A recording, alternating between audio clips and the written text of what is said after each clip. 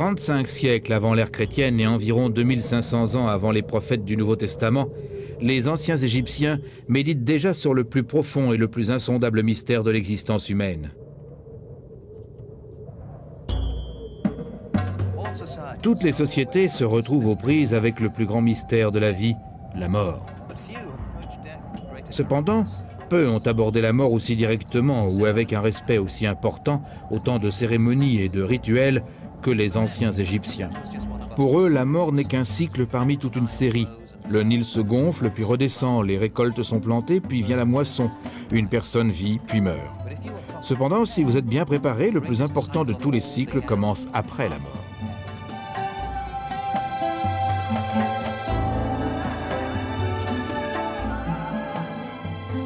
Depuis l'aube de leur histoire, les Égyptiens croient fortement à la vie future, une existence qui continuerait éternellement. Pour ces anciens Égyptiens, la mort n'est qu'une transition.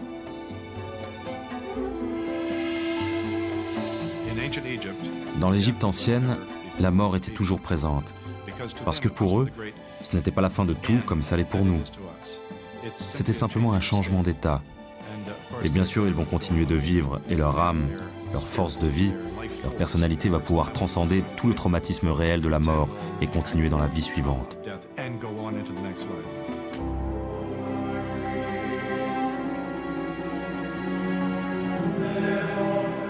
Le concept égyptien de vie éternelle se distingue quelque peu de celui des cultures chrétiennes qui suivront dans les siècles à venir.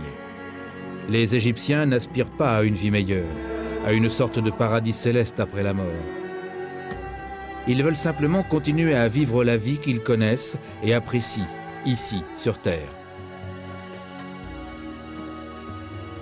La société égyptienne consacre une quantité considérable d'énergie aux rituels entourant la mort.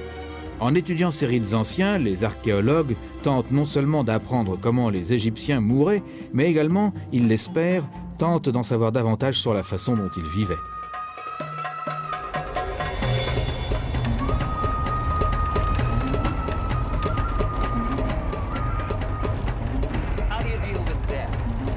Comment traiter la mort? C'est toujours la même question.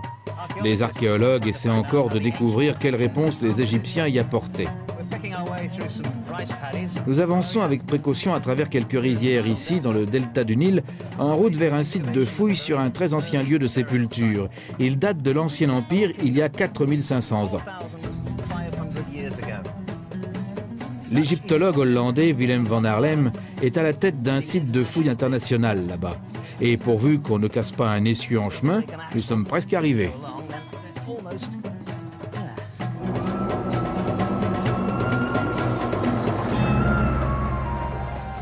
La majeure partie de l'Égypte est occupée par le désert. Et les restes des anciens Égyptiens qui y sont enterrés sont restés intacts pendant des milliers d'années. Cependant, les conditions dans la région du delta du Nil sont très différentes.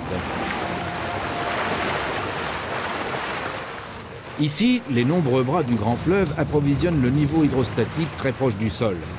Pratiquement tout ce qui est enterré dans la boue du delta se décompose rapidement. Je rejoins Willem van Haarlem à l'ancien cimetière où il est en train d'effectuer ses fouilles dans la région du delta. Pour des archéologues comme lui, c'est un endroit où il est frustrant de rechercher le passé. Mais j'ai la chance d'arriver un jour où l'on a déterré un corps de sa tombe ancienne afin de l'étudier. Willem me présente Alexis Cole, un spécialiste des ossements humains originaire de Russie. Alors Alexis, parlez-moi de ce que vous avez là. S'agit-il d'un homme ou d'une femme? Nous savons que c'était un homme entre 25 et 35 ans et nous n'avons pas trouvé de traces indiquant une maladie sur ses os. C'était donc une personne en bonne santé. Oui, en très bonne santé. Ici nous avons les jambes, et ça c'est le pelvis?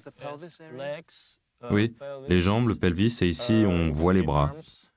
Et les côtes? Oui, ce sont les côtes. Et ça c'est son crâne. Oui, c'est son crâne, et vous pouvez voir la mâchoire ici, ainsi que 13 perles. De quand date ce squelette? En gros, entre 2500 et 2000 avant Jésus-Christ. Il est donc vieux de 4000 à 4500 ans. Dans cette sépulture rudimentaire, il y a des offrandes ici qui suggèrent que même à cette époque lointaine, il existait un sentiment très fort de vie éternelle et de l'endroit où cette personne s'en allait après la mort. Absolument. Ces récipients contenaient sans doute des aliments. Dans d'autres sépultures, nous avons retrouvé des arêtes de poisson à l'intérieur de récipients, comme ceci. C'est peut-être du poisson conservé d'une certaine manière, salé ou quelque chose comme ça. Aujourd'hui, vous allez sortir le squelette et les pots d'offrande, peut-être. Oui. Et si vous voulez, vous pouvez nous aider en récupérant certaines des perles, par exemple.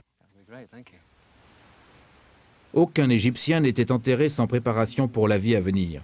Cet homme a été envoyé dans l'éternité avec un collier. J'ai réussi à trouver plusieurs perles en pierre provenant de ce collier que nous allons garder pour les étudier. Alors voici une autre. Comment faites-vous pour garder le fil? Nous donnons le numéro 3, celle-ci, parce qu'il y en a une plus petite entre les deux que nous n'avons pas encore sortie. Et ensuite, nous les mettons dans des boîtes de pellicule avec le numéro écrit dessus, afin de pouvoir retrouver l'ordre exact pour les réassembler d'après le croquis que j'en ai fait. Vous devez avoir des milliers de boîtes comme ça. Oui, c'est vrai. Elles sont très utiles pour prendre des échantillons de découvert de petites dimensions. Pour autant que Van Haarlem et ses collègues sachent sur cet homme vieux de 4000 ans, nous n'en saurons jamais plus. Quel était son nom, sa profession? Avait-il une famille?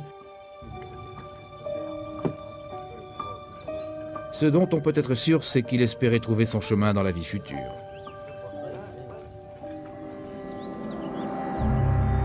Mais on ne passe pas automatiquement du monde des vivants à la vie éternelle des morts. C'est un processus complexe et soumis à un grand nombre de rituels qui ne peut être entrepris avec succès que par ceux qui ont mené une vie morale. Et ils doivent être prêts à surmonter de nombreux obstacles. Le passage dans la vie future se produit dans une région que les Égyptiens appellent les enfers. C'est le grand dieu Osiris qui gouverne ce royaume profondément mystérieux. L'âme du défunt est présentée à Osiris et à un tribunal de 42 juges. Ici, on lui pose une série complexe de questions et de devinettes concernant sa vie. Il est impératif d'y répondre correctement pour gagner la vie future. Ils devaient passer un test moral et rituel avant de pouvoir entrer dans la vie future. Il s'agissait de juger leur valeur morale et éthique. Ensuite, ils recevaient des pouvoirs magiques dans la vie future, qui devaient leur permettre de triompher des nombreux dangers qu'ils y rencontreraient.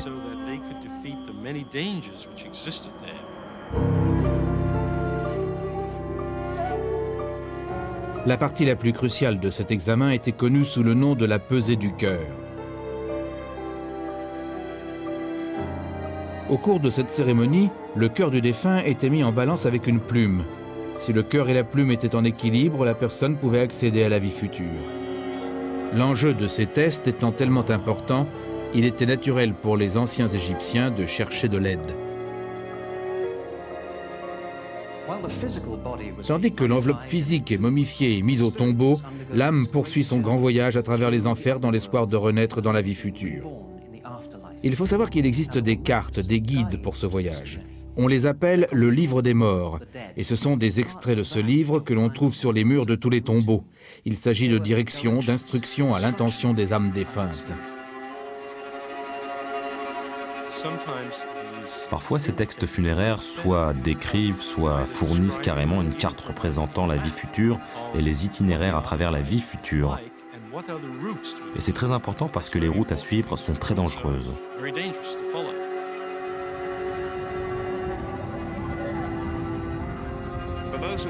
Ce qui attend ceux qui échouent à l'examen minutieux déterminant l'entrée dans la vie future est le pire cauchemar de tout Égyptien. Ceux qui sont jugés indignes sont jetés dans des puits infernaux et torturés. Ceux qui échouent au test sont donnés en pâture au terrible monstre Amenuit, le dévoreur des morts. Cependant, pour des gens qui aimaient tellement leur terre et la vie qu'elle leur apportait, leur plus grande frayeur était peut-être la pensée de devoir passer l'éternité loin de leur Égypte bien-aimée.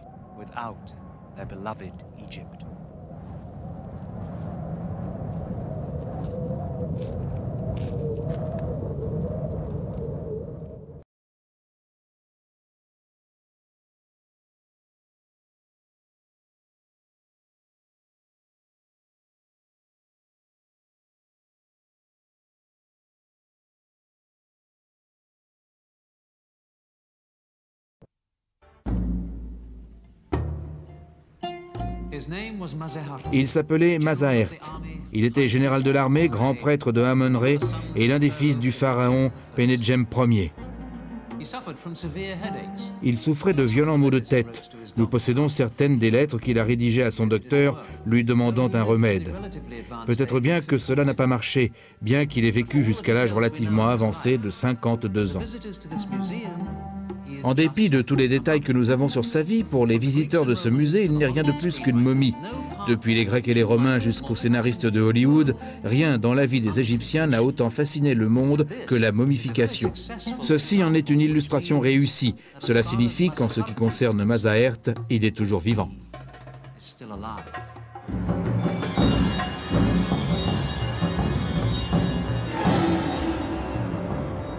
La fascination générale inspirée par les momies n'est pas un phénomène récent. Napoléon était intrigué par les momies lorsqu'il a envahi l'Égypte en 1798. Les premiers archéologues semblent obsédés par ces corps préservés. Excepté l'or, rien n'a fait l'objet d'autant d'efforts de leur part que la recherche de momies. Mais dans leur zèle, ils ne faisaient pas toujours très attention à la façon dont ils manipulaient les morts. Il en est résulté une compréhension seulement partielle de la signification de la momification et de la manière dont cette pratique a vu le jour. Les anciens Égyptiens croyaient que Mazahert ne pouvait continuer à vivre après la mort que si son corps était préservé. Je pense que le fait qu'il se donne autant de mal démontre clairement que le corps lui-même était censé continuer à exister dans la vie future et qu'ils auraient la possibilité de regagner leur corps et que leur corps prendrait à nouveau la forme d'un être vivant. Il est crucial pour l'âme d'une personne d'arriver à retrouver son propre corps qui représente la base ou la demeure de l'âme. Il faut que le corps soit aussi reconnaissable que possible. Dans les premières années de la civilisation égyptienne, il est assez facile de préserver le corps. Les morts sont simplement enterrés dans des tombes constituées d'un trou peu profond. Le sable chaud du désert garantit que les tissus sécheront avant que le cadavre ait le temps de pourrir. Cependant, alors que l'Égypte devient plus sophistiquée, les Égyptiens commencent à vouloir un lieu de sépulture qui soit davantage qu'un trou dans le sable. Vers 3400 avant Jésus-Christ, l'aristocratie égyptienne se fait enterrer dans des tombeaux en surface. Mais en l'absence d'un lit de sable sec, leur corps se décompose. Il faut une meilleure méthode de préservation, parce que sans le corps, il n'est pas question de vie future. Il a fallu près de 1000 ans, mais ce qui s'est développé est un système complexe de momification. Les anciennes méthodes ne nécessitent pas beaucoup plus que l'enveloppe du corps dans une toile de lin qui est ensuite enduite de résine liquide. Cependant, alors que le temps passe, il apparaît aux Égyptiens que, comme dans tous les organismes, les organes internes du corps humain sont les premiers à se détériorer. À partir de la 4e dynastie, en 2600 avant Jésus-Christ, on commence à enlever ces organes et les premières vraies momies font enfin leur apparition. Le procédé devient de plus en plus sophistiqué, jusqu'à son apogée sous le Nouvel Empire, environ 1500 ans avant l'ère chrétienne.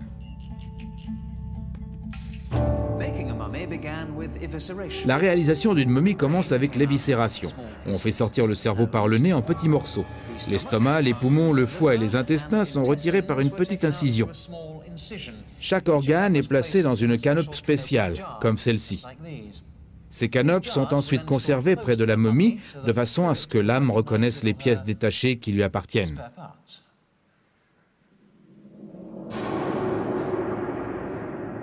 Tout le monde ne subit pas la même momification. Comme l'acheteur d'une voiture qui se voit offrir le choix entre des sièges en tissu ou en cuir, 6 ou 8 cylindres, les familles des morts dans l'ancienne Égypte peuvent choisir la sorte de momie qu'elles désirent. Qu'il s'agisse de l'aristocratie ou des classes inférieures, tous espèrent préserver le corps de leur mieux. Mais évidemment, c'est une question de chiffres. Les classes inférieures ne peuvent pas nécessairement s'offrir une momification détaillée. Il y avait différents niveaux de momification en Égypte, même si le plus souvent, seuls les gens les plus aisés pouvaient se permettre la momification. Néanmoins, dans ce groupe, il y a des méthodes plus ou moins onéreuses pour le faire. Et évidemment, le pharaon bénéficie des meilleurs procédés qui existent.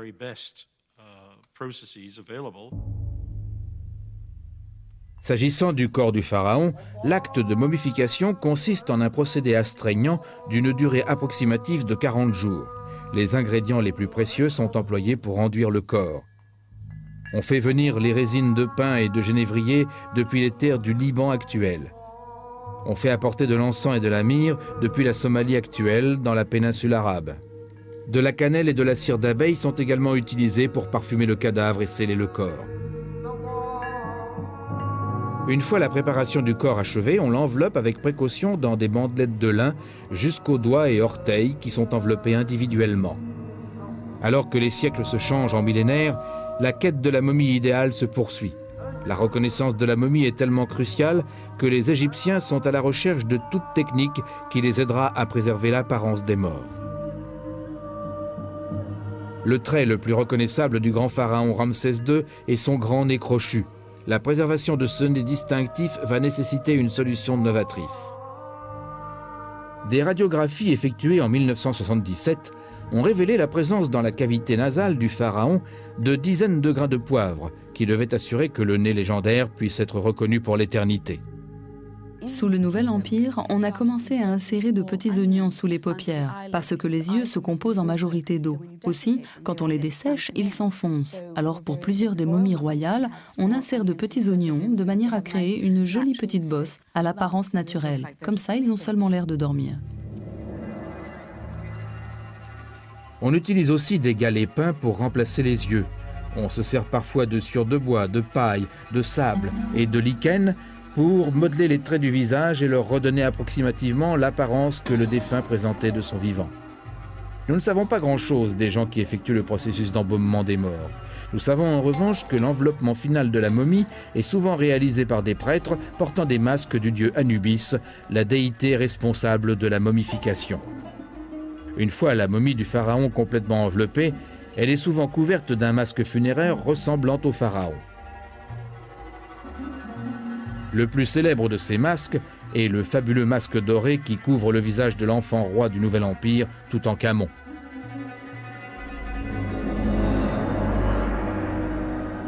La plupart des experts sont de l'avis que lorsque l'Empire romain prend le pouvoir sur la civilisation égyptienne dans le 1er siècle avant Jésus-Christ, les standards de momification ont déjà changé. Bien que la pratique conserve une importance critique pour les Égyptiens, la qualité du travail des embaumeurs n'est souvent plus ce qu'elle était. Vous savez, il y a des histoires d'horreur en archéologie où l'on défait ce qui a l'air d'une momie tout à fait normale et on trouve en réalité des morceaux de plusieurs corps qui ont été collés ensemble mais présentés à la famille comme Monsieur X ou Madame Y et qui lui sont donnés à la place du corps qui doit être enterré. Il semble donc que le procédé d'embaumement ait été souvent bâclé.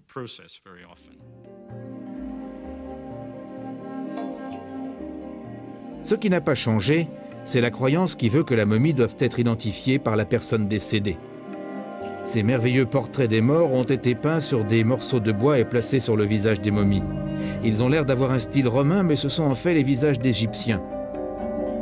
Ils contemplent les siècles dans l'espoir de se voir accorder leur souhait de passer l'éternité auprès de leur Dieu.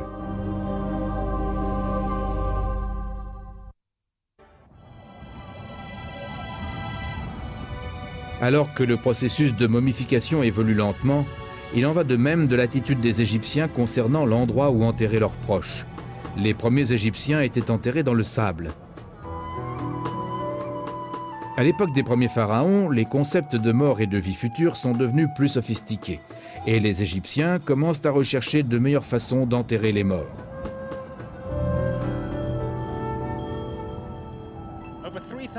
Plus de 3000 ans avant l'ère chrétienne, les attitudes des Égyptiens concernant l'enterrement ont commencé à changer.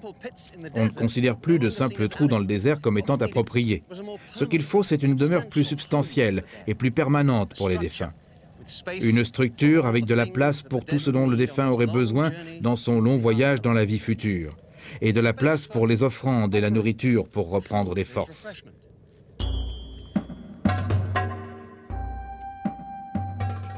Le genre de tombeau qui a évolué est connu aujourd'hui sous le nom de mastaba. Il s'agit de simples structures rectangulaires avec une seule chambre mortuaire. Les groupes de mastaba deviennent des villes pour les morts. Alors que les pratiques funéraires deviennent plus complexes, il en va de même pour les tombeaux mastaba. Les Égyptiens pensent que aussi longtemps qu'on rend hommage au défunt et qu'on répète son nom, cette personne reste vivante. Des chambres séparées sont ajoutées au mastaba pour permettre aux amis et aux proches de rendre hommage au défunt et de dire des prières en son nom. Les Égyptiens pensent que l'âme d'un mort revient fréquemment dans son corps pour se reposer et prendre des forces. Par conséquent, on apporte de la nourriture, de l'eau et même du vin au mastaba pour le défunt. Des centaines de mastabas ont été construits ici sur le plateau de Gizeh. Tout autour de nous sont enterrés les hauts fonctionnaires de la cour des pharaons et les membres de leur suite. La plupart des tombeaux ont fait l'objet de fouilles dans les années 30, mais beaucoup sont restés introuvables. Le docteur Anne Roth est à la tête d'une équipe qui est ici pour explorer tout ce champ de mastaba. Ils essaient de trouver les tombeaux manquants et d'en apprendre davantage sur les pratiques funéraires de l'Ancien Empire. Les tombeaux mastaba comme celui sur lequel je suis assise ont été construits à l'époque de l'Ancien Empire, voire plus tôt, comme une espèce de tertre artificiel couvrant le corps de la personne décédée. Nous revenons sur des tombeaux qui avaient déjà fait l'objet de fouilles vers la fin des années 30 pour essayer de trouver, en les examinant d'un peu plus près, si nous pouvons établir les activités de ceux qui les ont construits, de ceux qui en étaient propriétaires, de ceux qui travaillaient ici comme prêtres et de ceux qui vivaient ici en touristes, et ainsi vraiment recréer la vie dans le cimetière. Alors ceci est l'un des mastabas que vous êtes en train d'explorer à nouveau. Non, pas celui-ci en fait, celui qui est par là. Brad a passé quelques jours à dégager là où ce mastaba s'était écroulé par-dessus celui-ci. Et tout de suite, quand il a commencé à nettoyer la surface même du mastaba, il a découvert plusieurs chambres mortuaires. Et elles sortent de l'ordinaire, car elles n'ont pas l'air d'avoir de puits au-dessus d'elles. Nous n'avons pas encore réussi à y entrer. Il est possible qu'ils aient en fait enterré les personnes et ensuite construit tout le mastaba au-dessus d'elles. Vous avez été très occupé. Parlez-moi de ce que vous avez trouvé ici. Eh bien, quand nous avons ouvert la chambre pour la première fois, nous pouvions voir le dessus d'un crâne. Donc nous savions qu'il y avait une sépulture à l'intérieur. Il s'agit ici, apparemment, d'une femme assez jeune, aux alentours de 18 ans. Et on peut le déduire du fait que les os n'ont pas fini de fusionner. Lorsqu'on grandit, les os se transforment, bien sûr. Cette sépulture n'est que l'une des deux que nous pensons avoir dans ce tombeau. Nous étions à la recherche du puits de celle-ci et sommes tombés sur une deuxième sépulture que vous êtes, je crois, sur le point de découvrir, n'est-ce pas? Oui, je pense. Ce corps est partiellement excavé, mais nous avons sans doute une sépulture complète à cet autre endroit. C'est épatant, est-ce qu'on peut regarder? À Listen, nous avons un autre corps. Vous voyez quelque chose en bas? Je vois un crâne et peut-être un tibia. Oui, c'est bien un tibia. Qu'est-ce que vous allez faire maintenant pour nettoyer ce squelette? Eh bien, je vais faire beaucoup de balayage, en faisant attention à ne pas déplacer les os. Le problème avec ces sépultures est que, comme vous avez pu le remarquer, l'espace y est très restreint. On voit que ça a été dérangé. Peut-être une femme. Les os sont assez petits. Il est clair que c'est un adulte. Bien, il va falloir le déterrer et découvrir ce que c'est. Enfin, qui sait? Super, on a un autre corps. Déterrer des corps est un peu effrayant en réalité parce qu'il s'agit de personnes. Et nous ne devons pas oublier qu'il s'agit de personnes. Nous essayons de les traiter avec beaucoup de respect. Nous avons découvert un cadavre qui avait les mains sous la tête. Et la tête reposait, les mains reposaient sur un petit coussin en pierre. Cela vous apprend presque des choses sur leur personnalité. Et il y a le sentiment d'un lien avec ces anciens Égyptiens qui étaient enterrés dans ces tombeaux. Ceci est le crâne d'une femme qui est morte il y a environ 4400 ans. Elle devait avoir entre 30 et 39 ans, sans doute approximativement 35 ans. Et il n'était pas rare de mourir à cet âge. Elle est plutôt intéressante. Elle a un abcès dentaire en cours. Vous pouvez voir l'abcès ici. Il est dans sa première molaire gauche. Et vous pouvez voir ces deux trous ici, sans doute très douloureux, et peut-être la cause de sa mort. Il est possible de mourir d'un abcès dentaire non traité. Les Égyptiens avaient un taux d'usure des dents très élevé parce qu'ils écrasaient leurs grains avec des meules en pierre. Ça laissait beaucoup de gruau dans leur farine et il y avait beaucoup de poussière ambiante. Alors vous pouvez imaginer que toute une vie à manger du pain fait de cette manière, c'est comme mâcher du papier de verre. Grâce à leurs travaux, Anne Roth et ses collègues sont peut-être en train d'offrir au peuple ancien qu'ils étudient la vie éternelle qu'ils désiraient tant. Nous espérons les faire vivre plus longtemps en les étudiant et en partageant ce que nous savons de leur vie, parce que les anciens Égyptiens croyaient qu'une partie de votre âme était constituée de ce que les autres pensaient de vous. Alors en rétablissant ce rapport humain avec ces morts, nous espérons nous faire pardonner tout manque de respect de notre part vis-à-vis de leurs ossements. Les ossements contenus dans ces mastabas à Gizeh appartenaient à des gens du peuple, de la classe moyenne. Même pour les pharaons, la mort arrive enfin un jour. Les Égyptiens pensaient que quand leur roi mourait, ils rejoignaient le grand dieu Ré pour porter sans fin le soleil dans le ciel à bord d'un navire céleste.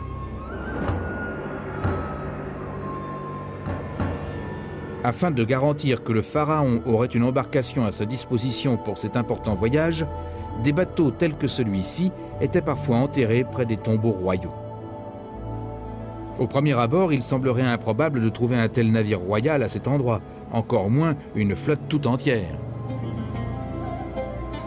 Ces gigantesques murs sont presque les seuls vestiges d'un vaste complexe de temples mortuaires. Ils ont été construits dans le désert près de l'ancienne ville de Abydos pour rendre hommage au roi défunt qui gouvernait l'Égypte il y a presque 5000 ans.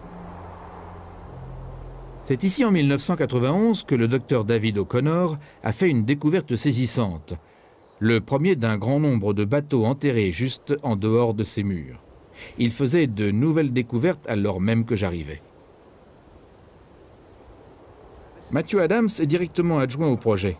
Il nous explique comment ces anciens navires ont d'abord été découverts. Nous avons remarqué assez tôt dans nos travaux qu'il y avait des murs insolites sortant du sable à cet endroit. Laissez-moi vous montrer. Ah oui, je vois.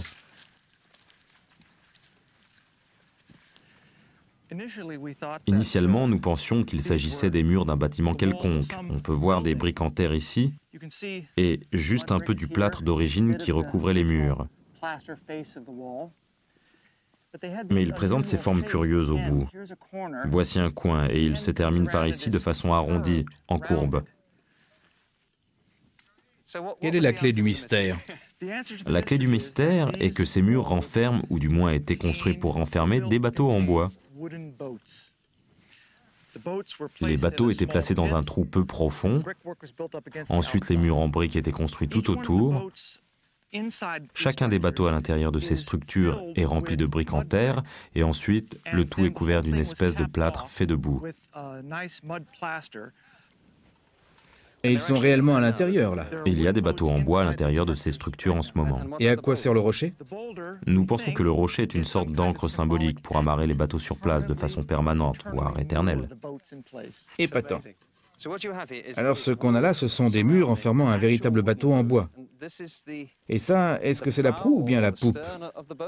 Nous ne sommes pas vraiment sûrs si c'est la proue ou la poupe. C'est une forme distincte, cependant. Très distinct, oui. Quelle est la longueur totale? Le plus long mesure environ 30 mètres sur environ 3 ou 4 mètres de large. 30 mètres, ce sont des dimensions vraiment considérables. Oui, des embarcations considérables.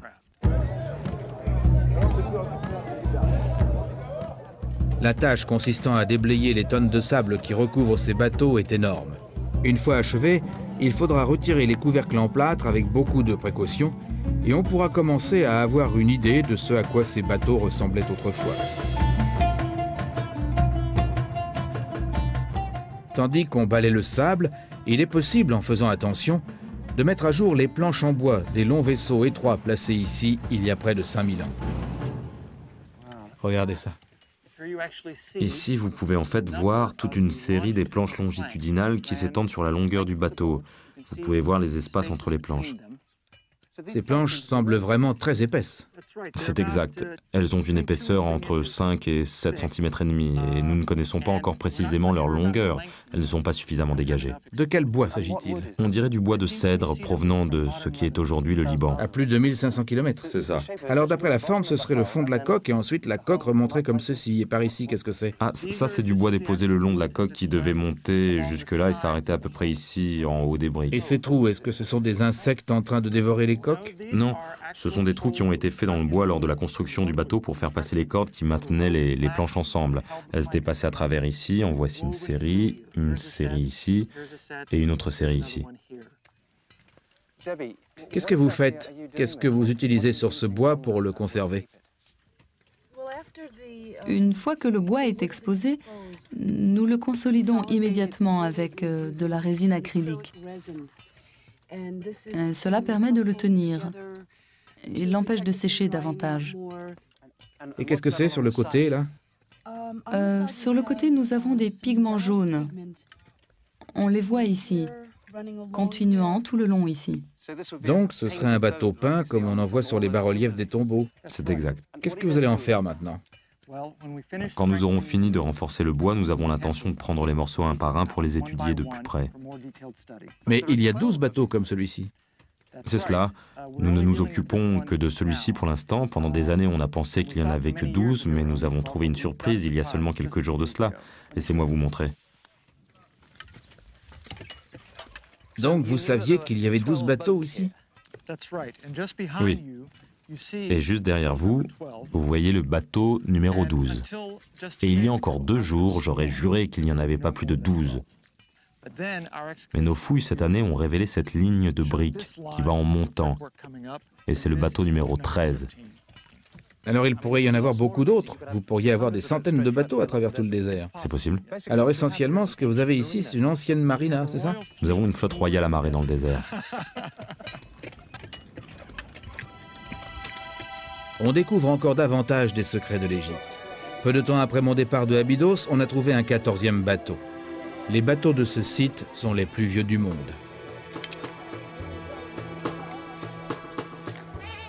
Cette flotte royale que Matthew Adams et ses collègues tentent de sauvegarder est enterrée près des tombeaux mastabas des premiers rois.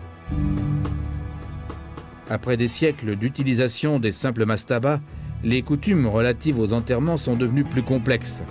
Vers 2700 ans avant Jésus-Christ, les rois égyptiens sont prêts à bâtir des tombeaux à plus grande échelle.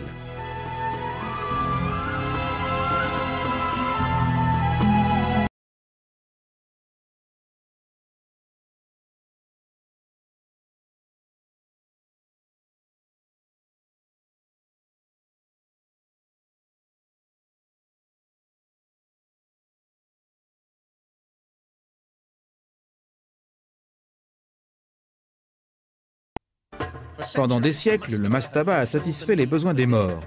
Mais alors que le nouvel empire est en plein essor, l'Égypte atteint l'apogée de sa prospérité. Désormais, les pharaons vivants ont besoin d'autre chose, pas seulement un tombeau, mais un monument dédié à leur propre grandeur.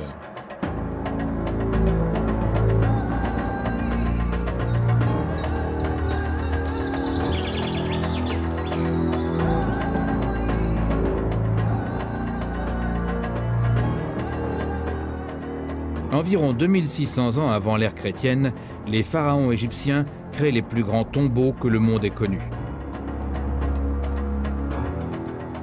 Le plus imposant contient plus de 2,5 millions de blocs de pierre calcaire, chacun pesant au moins 2,5 tonnes. Faisant leur début sous l'Ancien Empire, les pyramides deviennent la dernière demeure des pharaons pour plus de 900 ans. Mais ces mausolées géants consomment des ressources énormes.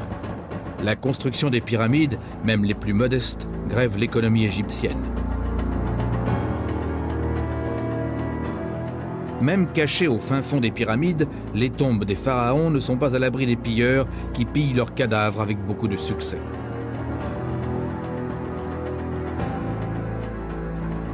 Vers la fin de l'Ancien Empire, la royauté égyptienne commence à rechercher d'autres endroits où leurs morts pourraient se reposer pour leur long et difficile voyage vers l'immortalité. Dès le début du Nouvel Empire, il s'opère un changement dans les observances religieuses. Au même moment, il devient évident que les tombeaux mastaba et même les pyramides ne sont pas à l'abri des ravages des pilleurs de tombes, alors que les gouvernants égyptiens ont commencé à rechercher un site plus sûr pour les tombeaux de leurs personnages importants. Ils ont choisi cette vallée aride, près de Thèbes. Les pharaons sont amenés ici pour entamer leur vie éternelle, dans un endroit que le monde moderne connaît sous le nom de Vallée des Rois.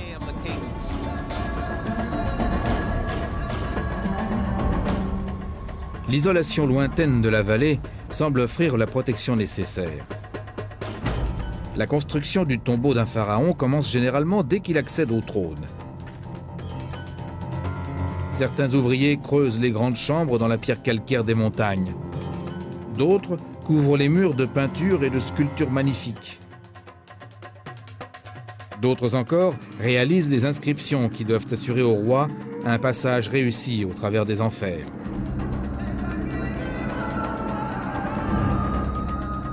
D'anciens textes révèlent que lorsque la nouvelle de la mort du roi se fait entendre, on ajoute à la hâte sur le tombeau des décorations finales et des ornements élaborés.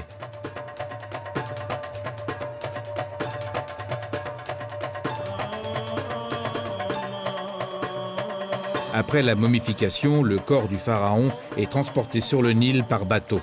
Ensuite, un entourage composé de nombreux prêtres et du cortège funèbre accompagne la momie tandis que l'on traîne lentement son cercueil dans la vallée sur le chemin poussiéreux qui mène au tombeau qui l'attend.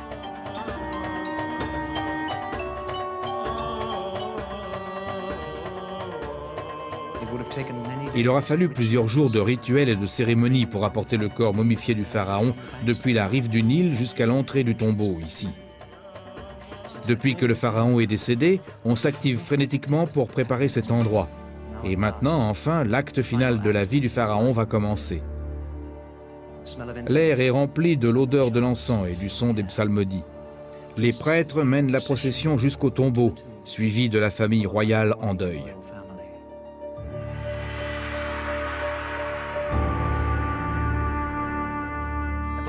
Enfin, la procession atteint cet endroit, la chambre funéraire située profondément au sein du tombeau. On dépose la momie dans son sarcophage. On chante des dernières prières rituelles et le lourd couvercle est mis en place. Le cortège funèbre retourne au pays des vivants et on laisse le pharaon dans sa nouvelle demeure pour la vie future. Pendant plus de 5 siècles, les pharaons qui sont enterrés dans cette vallée ont régné sur l'Égypte à l'apogée de sa grandeur et de son influence. Mais 1000 ans avant l'ère chrétienne, la puissance de l'Égypte et de ses rois a entamé son déclin. D'autres cultures plus fortes prennent la place de l'Égypte comme puissance dominante dans le Moyen-Orient et finalement occupent le territoire égyptien. Les Perses, les Grecs hellénistes et enfin les Romains contrôlent le pays des pharaons. Étonnamment, aucun de ces envahisseurs n'impose sa religion. L'Égypte continue de vénérer les dieux anciens. Fait remarquable, les attitudes vis-à-vis de la mort ne changent pas, un fait qui est illustré de manière dramatique par une découverte récente.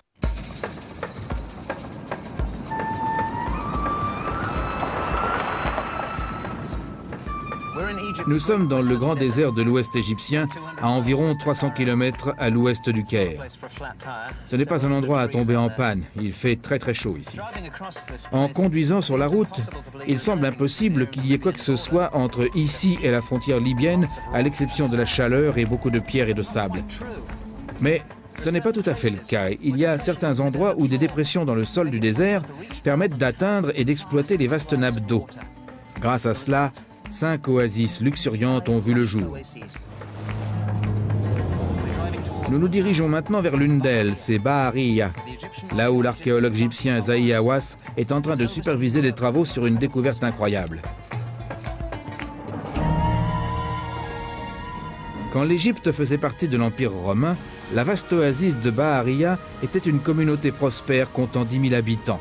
Au 5e siècle avant Jésus-Christ, cette oasis est célèbre pour ses dattes et son vin. Aujourd'hui, elle est célèbre pour un accident impliquant un âne. En 1996, un ouvrier se déplaçait sur son âne ici dans l'oasis de Bahariya.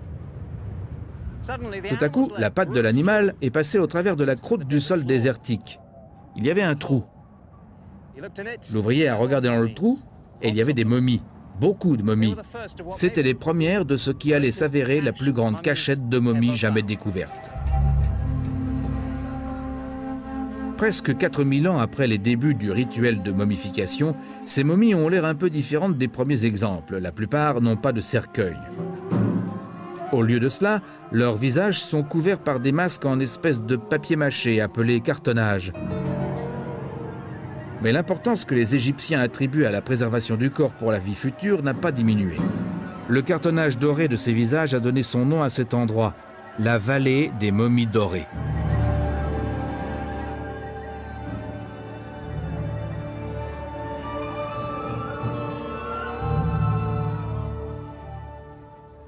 Le docteur Zahi Hawass du Conseil suprême égyptien sur les antiquités est responsable des fouilles dans ces tombeaux.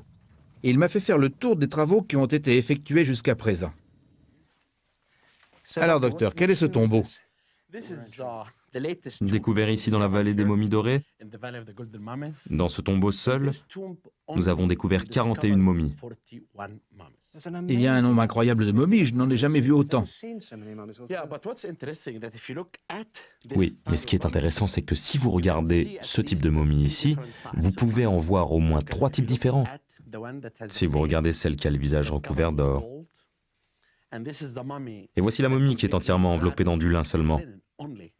C'est beau, n'est-ce pas, la manière dont c'est fait? Oui, effectivement. Et ces momies que vous dites couvertes d'un cartonnage, vous pouvez les voir recouvertes de scènes avec des dieux et des déesses.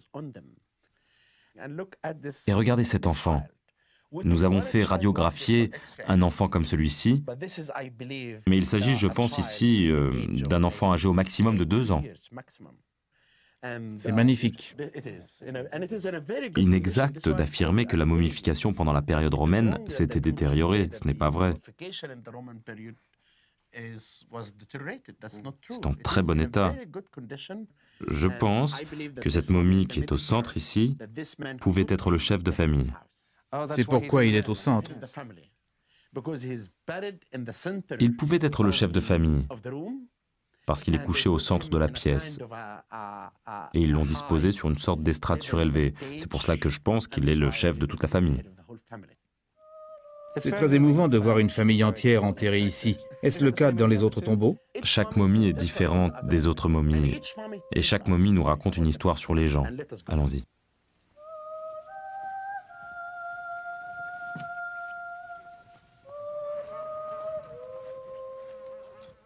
Voici un autre tombeau. Combien en a-t-on découvert jusqu'à présent?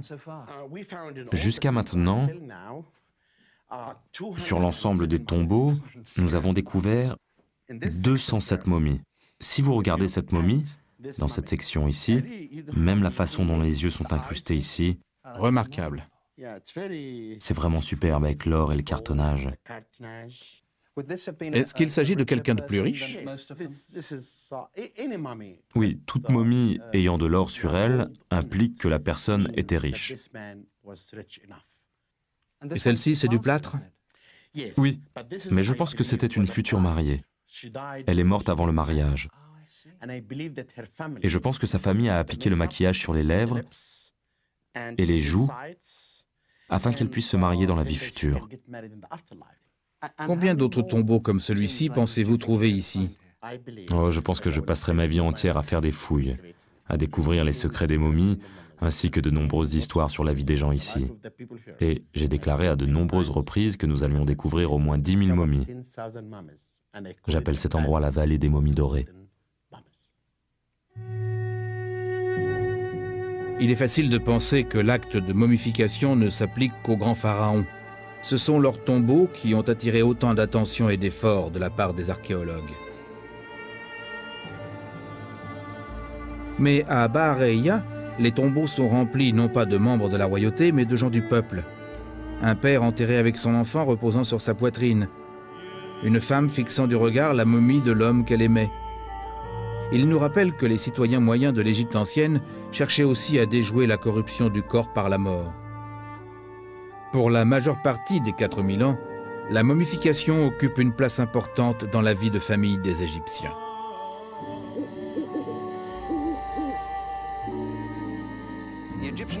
La peine éprouvée par une famille égyptienne à la mort d'un bien-aimé était tout aussi réelle que la nôtre serait dans la même situation. Et pourtant, alors qu'ils sont eux-mêmes affligés, ils savent qu'au même moment, la personne décédée est en train de lutter pour survivre à son grand périple au travers des enfers. Pendant ce temps, la famille doit entamer une longue série de rituels et de cérémonies. Le corps lui-même doit être momifié pour accueillir l'âme après la mort. Pour toutes les familles, cela représente un effort et une dépense énorme. Pourquoi le font-ils? Il ne s'agit pas d'une quelconque obsession morbide. Ils le font parce qu'ils sont profondément attachés les uns aux autres. La momification est un geste d'amour extraordinaire. Ils croient fermement que la mort n'était pas la fin de la vie, mais le commencement de l'éternité.